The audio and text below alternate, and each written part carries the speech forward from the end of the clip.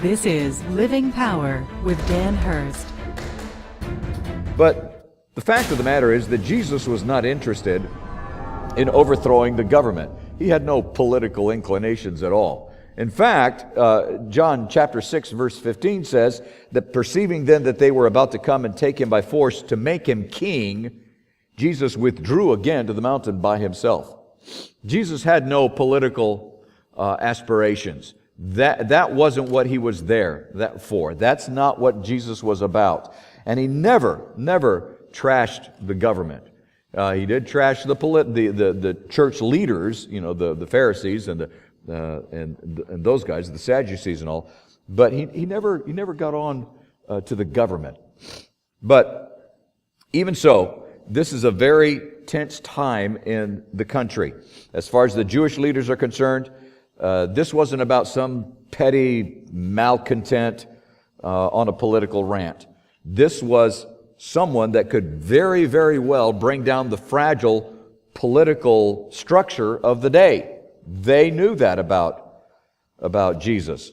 And it would be like someone today that stood up against the corruption and failure in Washington, D.C. And make no mistake, there is corruption and failure in Washington, D.C. Make no mistake, there's corruption and failure in every government in the world. I don't know of a government in the world that isn't corrupt.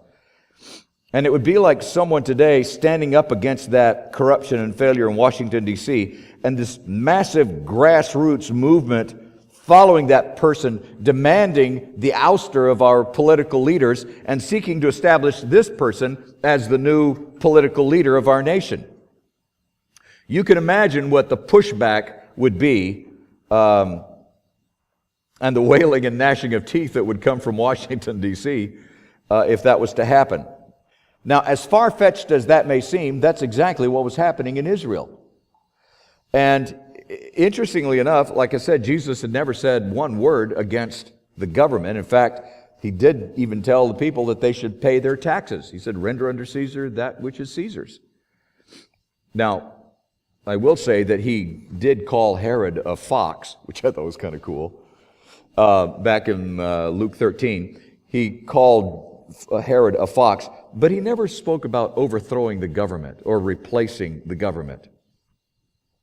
So after verse 36, these first 36 verses in John 12, the first 36 verses are going to deal with this changeover from public ministry to this private ministry that he engages in for the next 2 weeks.